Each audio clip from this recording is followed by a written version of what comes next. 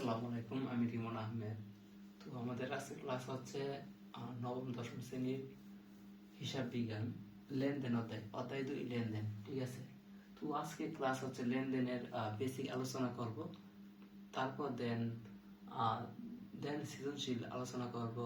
বিগত সালের 9টা বোর্ড যদি অ্যানালাইসিস করি, 25-এর 9টা বোর্ড অ্যানালাইসিস করলে সেটা ক্লিয়ার হয়ে যাবে। তো আজকে এই বেসিক ক্লাসটা দেখেন বা করেন। ঠিক আছে, তো দেখেন আমাদের অধ্যায়ের নাম হচ্ছে লেনদেন। লেনদেন, তো লেনদেন কিন্তু দুই প্রকার। লেনদেন কত প্রকার? দুই প্রকার। একটা হচ্ছে বাহ্যিক আর একটা হচ্ছে অভ্যন্তরীণ। এখন আসেন, বাহ্যিক আর অভ্যন্তরীণ আসলে কি। ঠিক আছে, খুব মনোযোগ সহকারে খেয়াল করবেন। বাহ্যিক হচ্ছে বাহিরে, বাহ্যিক হচ্ছে বাহিরে।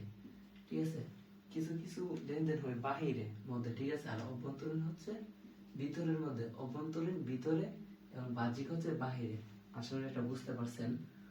ঠিক আছে, এখান থেকে আপনাদের এমসিকিউ আসবে, বাহ্যিকের মধ্যে কি কি আছে এবং অভ্যন্তরীণের মধ্যে কি কি আছে, এগুলা অবশ্যই আসবে পরীক্ষার মধ্যে।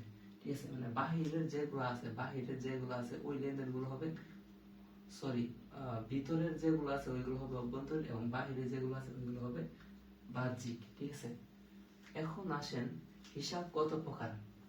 এই লেনদেন অধ্যায়টা বোঝার জন্য আপনার আমি যতগুলো দেখা লিখেছি সবগুলো আপনাদেরকে বুঝতে হবে, তাহলে অবশ্যই আপনারা পারবেন। ঠিক আছে, আপনারা সম্পূর্ণ বুঝেন, তারপর দেখেন পারেন কিনা। না পারে সমস্যা নাই, এড়িয়ে চলবেন আমাকে।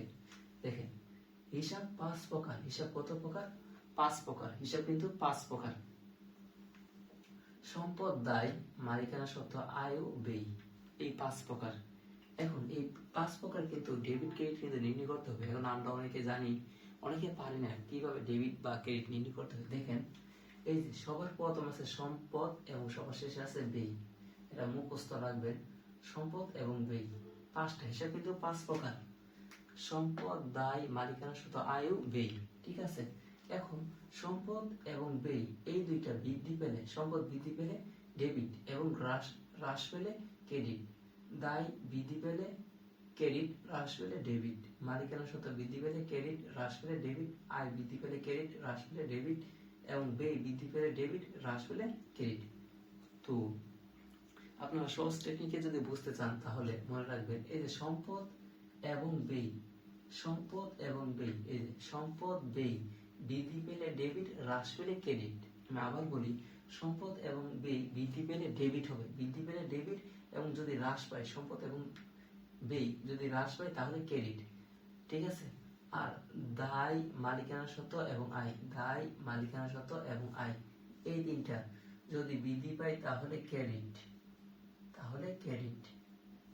আর যদি হ্রাস পায়, তাহলে কি? ডেবিট। আশা করি এটা সকলে বুঝতে পারছেন এই হিসাব সম্পর্কে। ঠিক আছে, এখন আমাদের এই অধ্যায় থেকে আপনার 3টা প্রশ্ন আসবে, 3টা প্রশ্ন আসবে। ক ক ক হচ্ছে 2 নাম্বার এবং ক হচ্ছে 4 নাম্বার এবং গ হচ্ছে 4 নাম্বার। খ 2, খ 4 এবং ঘ 4, এই যে 10 নাম্বার মোট। এটা সৃজনশীল এবং এই অধ্যায় থেকে অবশ্যই একটা সৃজনশীল থাকবে, মাস্ট বি। ঠিক আছে, এখন দেখেন ক আসবে কি, ব্যবসায় লেনদেন নয় ঘটনাগুলো মোট নির্ণয় করো, ঘটনাগুলো মোট নির্ণয় করো। এখন আপনাকে একটা প্রশ্ন দিবে এবং ওই প্রশ্নের মধ্যে কিছু 8টা বা 10টা লেনদেন দেওয়া থাকবে। এর মধ্যে 2টা বা 3টা আপনার যেগুলো ব্যবসার মধ্যে লেনদেন নয় ওইগুলো দেওয়া থাকবে। ঠিক আছে, বাকিগুলো লেনদেন। এখন কোনগুলো লেনদেন নয়, যেমন আসবাবপত্রের ফরমায়েশ প্রদান বা অর্ডার করা হয়েছে। ঠিক আছে, তারপর আপনার ব্যক্তিগত প্রয়োজনে উত্তোলন করছে, এগুলো কিন্তু আপনার লেনদেন মধ্যে পড়বে না, ফরমায়েশ প্রদান। ঠিক আছে, এই যে এই প্রশ্নটা যদি ক্লিয়ার থাকেন তাহলে 2 নাম্বার ক্লিয়ার, মনে রাখবেন। তারপর আছে আপনার সমীকরণ পদ্ধতিতে কারণ সহ ব্যাখ্যা করো।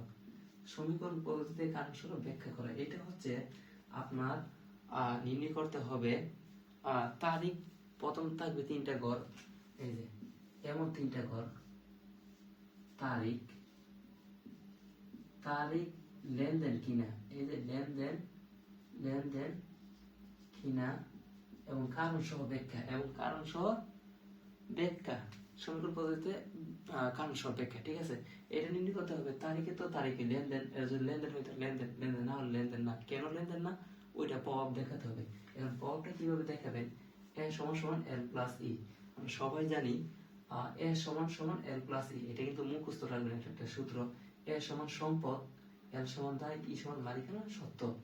সম্পদ, এ সমান সম্পদ, এল সমান দায়, ই সমান মালিকানা সত্ত্ব।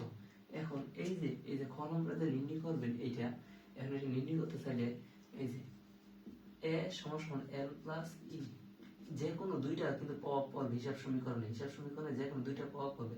ওই এ এবং ই হ্রাস হবে, না হয় এল এবং ই হ্রাস হবে, না হলে এল এবং এ বৃদ্ধি পাবে, না হয় ই এবং এল বৃদ্ধি পাবে, ঠিক আছে। মানে দুইটি কিন্তু প্রভাবিত করবে এই সমীকরণটা, এই যে খ নাম্বারটা, দুইটা কিন্তু লেনদেন প্রভাবিত করবে, হ্যাঁ, মনে রাখবেন সবাই, প্রভাবিত করবে। এবং 3 নম্বর যেটা আছে, হিসাব সমীকরণের উপর লেনদেনের প্রভাব দেখাও, এটা কিন্তু অবশ্যই পারবেন, সমস্যা নেই, এটাও পারবেন। এটা কিন্তু আপনাদের কাছে কঠিন লাগে জানি, এটা আমি যখন পড়েছিলাম তখন কঠিন লাগছে, তবে একটা সহজ বিষয় হচ্ছে যে এটার মধ্যে আপনার 2 পাবেন, এখানে আপনার 4-এ 4 নিবেন, এখানে আপনার 4-এ 4 নিতে হবে। এখান থেকে আপনারা 100-তে 100%, 10-এ 10 পাবেন। এই সৃজনশীলের মধ্যে যদি আসে তাহলে 10-এ 10 পাবেন, 100% গ্যারান্টি, যদি আমার বিগত সালগুলো অ্যানালাইসিস করেন, ঠিক আছে। এখন আপনারা বেসিক ক্লিয়ার থাকলো, আপনারা বিগত সাল যদি অ্যানালাইসিস না করেন তাহলে কিন্তু আপনাদের সমস্যা হবে। তো আমার ক্লাস আজকে এই পর্যন্ত ছিল। তো নেক্সটে দেখা হবে বিগত সাল বোর্ডগুলো অ্যানালাইসিস করবো। তো ভালো থাকবেন, আসসালামু আলাইকুম।